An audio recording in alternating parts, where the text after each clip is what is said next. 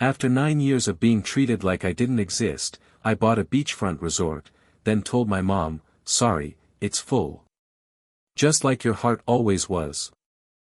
For 9 years, I was invisible to them. Not literally, of course, but in every meaningful way, they acted like I didn't exist. Birthdays. Forgotten. Holidays. Ignored. Family reunions. I didn't even get the group texts. At first, I thought it was an accident. Then I realized it was by design. I grew up the middle child between two golden siblings. Ava, the eldest, was the flawless lawyer with a picture-perfect family. Ryan, the youngest, was the charming adventurer, always posting pics from Bali or Iceland. And me? I was the quiet one. The one who left home early, didn't go to college, and started working at a small beach bar in a nowhere town no one had ever heard of. The last straw came when I flew home, uninvited, for my mom's 60th birthday. I brought her a hand-carved jewelry box I'd saved up for. She opened it, smiled politely, and then moved on to show off Ava's new bracelet. I sat in the corner of that party, watching them laugh and pose for photos, while I sipped warm soda and wondered if I'd made a mistake showing up. That night, I booked a one-way ticket back to the coast and made myself a promise. They may have ignored me, but I would become someone they couldn't overlook again. It took years of grinding. I worked 3 jobs, bartender, boat cleaner, even night watch at a rundown resort. I saved every dollar, lived in a one-room flat with no AC, and taught myself everything about hospitality, real estate, and business. By 31, I had scraped together just enough to partner on a failing beachfront property. 2 years later, I bought the majority stake. And 6 months after that, I owned it outright. It was no longer failing. I turned it into the most exclusive luxury beach resort on that coast. Celebrities stayed there. Instagram influencers begged to tag it. Travel magazines called it the hidden crown jewel of the Atlantic. Then, I planned an event. A 3-day, all-expenses-paid reunion for friends, old co-workers, mentors, and childhood neighbors. Every room was reserved. Champagne was flown in. Chefs from New York and Paris were hired. Everyone got an invitation. Everyone, except my family that I didn't send a single message to Ava, Ryan, or my parents. Not even a "thinking of you." But I made sure they saw it. The event had its own hashtag. The Instagram page I'd kept low-key suddenly exploded with clips of beach bonfires, poolside brunches, private concerts, and sunset yacht cruises. Every smiling guest tagged the location. Every toast was filmed. Every moment they missed was documented in sharp, shimmering detail. And they were watching. I saw Ava view the stories. Ryan liked a post by mistake and then quickly unliked it, but not before I screenshotted it. My mom even tried calling once. Just once. I didn't pick up. Instead, I posted a caption on the 3rd night, grateful to celebrate life with those who stood by me when no one else did. The comments rolled in. Best weekend ever. Still can't believe this place is real. You've built something incredible. So proud of you. One of my childhood neighbors, Jenna, pulled me aside near the fire pit that night. She was sipping a lavender cocktail and still had sand on her ankles. "You know," she said, smiling, "your mom keeps calling my aunt asking why she wasn't invited. She said she thought it was just a small gathering." I smirked. Small's a matter of perspective. By the final night, my DMs were full. My dad had sent a short message, "Hope you're well. Proud of you." No apology. Just that. As if that could undo nearly a decade of silence. But I felt nothing. No anger. No longing. Just clarity. Because for the first time in my life, I didn't need them to see me. Everyone else already did. After the guests checked out and the staff started clearing the remnants of what felt like a dream weekend, I sat alone on the deck overlooking the ocean. The breeze was soft, the waves calm, and for the first time in years, my mind was quiet. I wasn't angry anymore. I wasn't trying to prove anything. I just was. But peace has a way of being interrupted. 2 days later, I got an email from Ava. Short. Polite. Cold. Saw your event. Looks like it was fun. Would be nice to reconnect sometime. I didn't reply. Then Ryan reached out with a voice note. He sounded casual, like we just talked last week. Hey, heard about the resort. Looks awesome, man. We should swing by sometime, maybe bring the kids. Let's catch up. He said we. He meant the whole family. Suddenly, after 9 years of absence, they were interested. Now that there was something to gain. I still didn't reply. My mom followed up with a card, mailed to the resort, handwritten in her elegant, rehearsed script. I'm sorry if we ever made you feel left out. That was never the intention. Families go through phases. You've done so well, we'd love to see the resort sometime. It was the first time she'd ever acknowledged what happened. Still, it didn't feel right. It didn't feel real. There was no invitation, no acceptance, no ownership. Just a vague reach for proximity now that I'd created something worth orbiting. I stared at the card for a long time, then folded it and tucked it into the back of the drawer in my office. I wasn't sure if I'd ever respond. I had everything I ever needed now. And they had to live with the silence they taught me to master. 6 months passed. The resort was thriving. We were booked solid through the next year. A-list weddings, corporate retreats, wellness getaways, every kind of elite event imaginable was being held on the same land I once scrubbed toilets on. I even had a standing offer from a luxury hotel group to buy me out for 8 figures. But I wasn't selling. One morning, as I walked along the shoreline before the guests woke, I saw a familiar face sitting on a bench near the boardwalk. My mom. Alone. She looked older. Smaller, somehow. Holding a sun hat in her lap, nervously fidgeting with its ribbon. She saw me before I had time to turn around and stood up slowly. I had to see it, she said softly. Had to see you. I said nothing. Just let the silence do the talking, like they did for nearly a decade. She looked around at the palm trees, the oceanfront cabanas, the staff who nodded as they passed. Then she looked back at me. You built something extraordinary, she whispered. And I missed every step of it. Her eyes filled, but she didn't cry.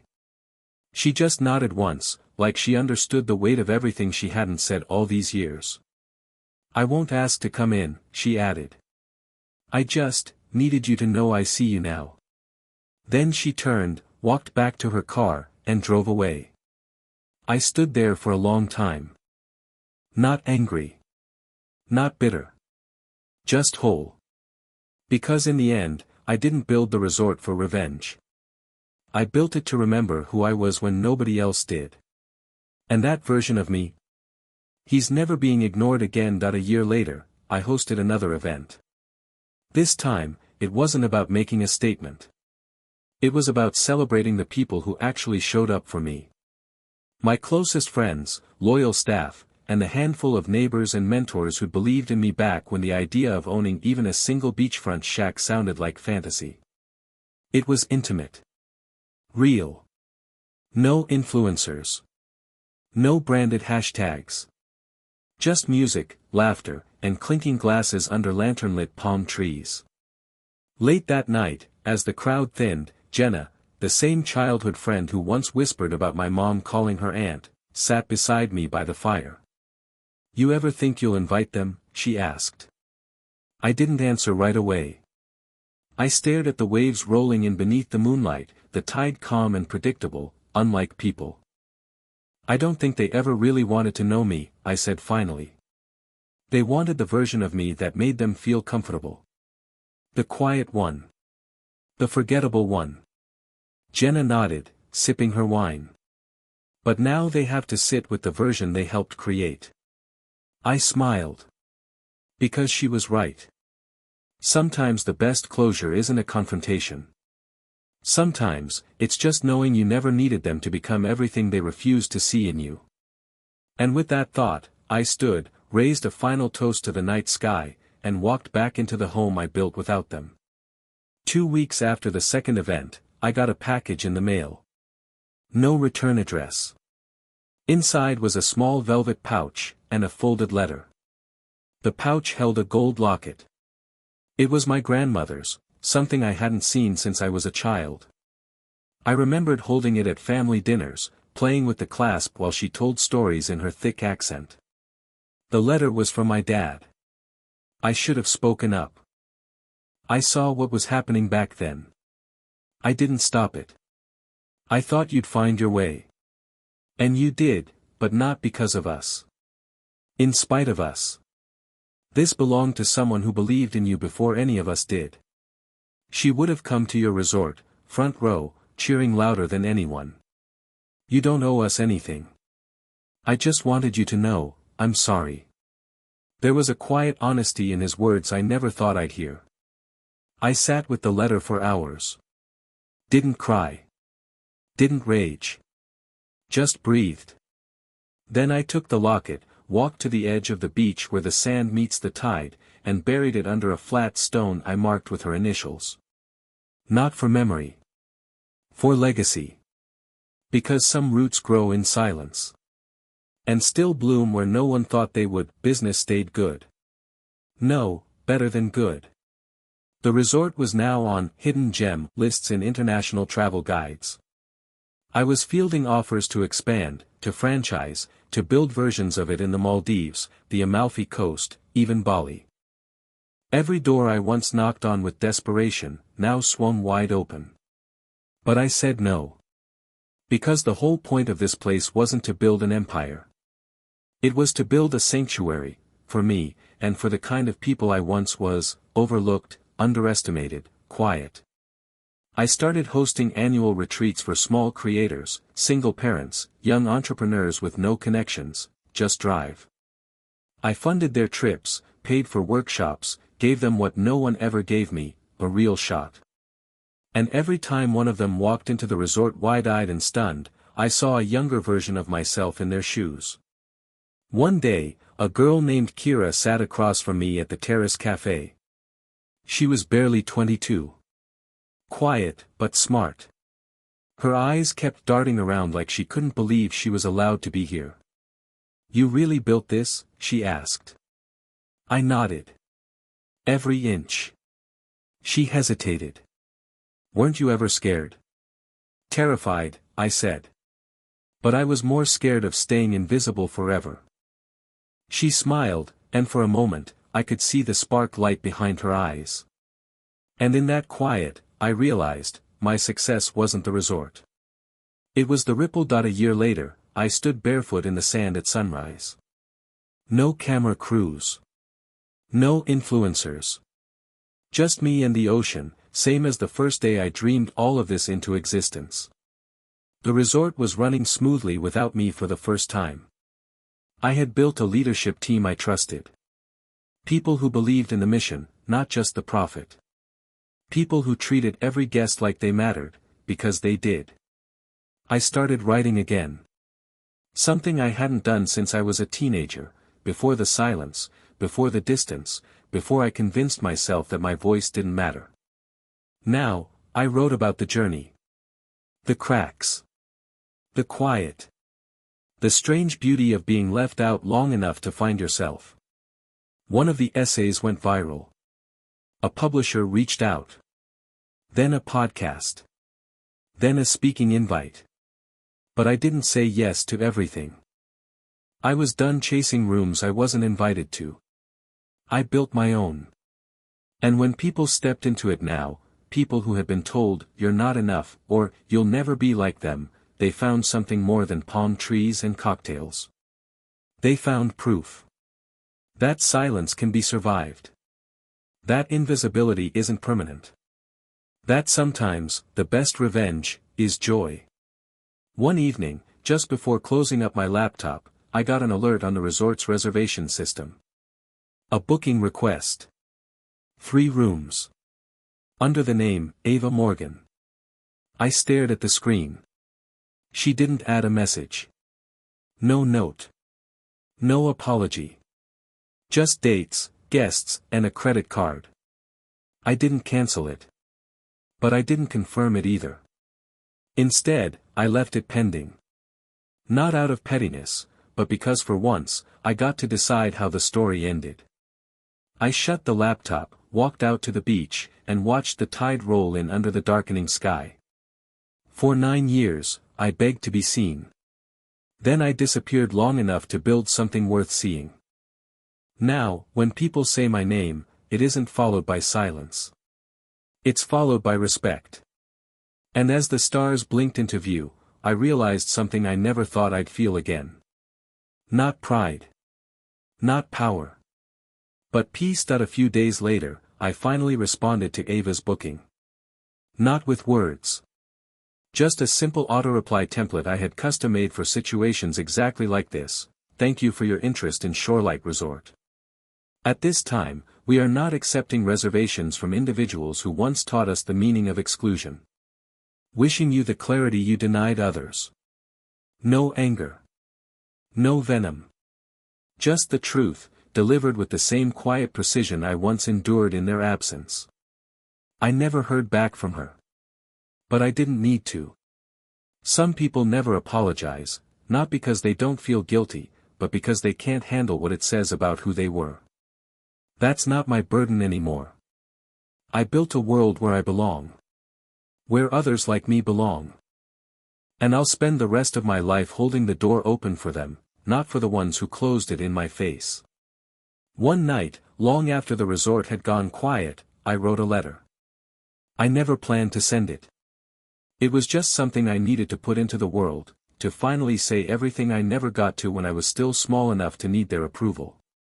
Dear family, you taught me what it feels like to be forgotten. You taught me how deep silence can cut. But you also taught me something else. That I can survive it. That I can become someone I love, without your help, without your applause, and without shrinking myself to fit into the spaces you offered me. I no longer need a seat at your table. Because I built my own. And it's full. With people who saw me. Believed in me. And chose me. Even when you didn't. I don't hate you. I just no longer wait for you. That's the difference. I folded the letter, sealed it, and tucked it into the back of a drawer in my private suite. Some things don't need to be sent to be said. Some healing happens just by writing it down. And in that silence, my silence this time, I finally felt free. Years passed. The resort became more than just a destination. It became a symbol. Of reinvention. Of resilience. Of what happens when someone forgotten refuses to disappear. Guests came and went. Stories were shared. Tears were shed. Lives were changed. And through it all, I stayed grounded, not in bitterness, but in purpose. One day, a young man checked in under a name I hadn't heard in a while. Morgan. Ryan's son. He was polite. Quiet. Seemed unsure whether I'd recognize the name. I did, but I said nothing. That evening, he approached me by the fire pit. My dad told me not to come, he said. But I wanted to see for myself. He paused. I just wanted to say, what you built, it's beautiful. I looked at him, saw none of the arrogance his father had worn for years. Just a kid searching for something real. Thank you, I said. And meant it. He didn't stay long. Checked out the next morning. Left a handwritten note at the front desk. Maybe someday the rest of them will understand what they missed. Maybe. But whether they do or not, I've already moved on. Because I stopped building things to prove them wrong. Now, I build to prove me right. And the life I've created? It's not revenge. It's a masterpiece.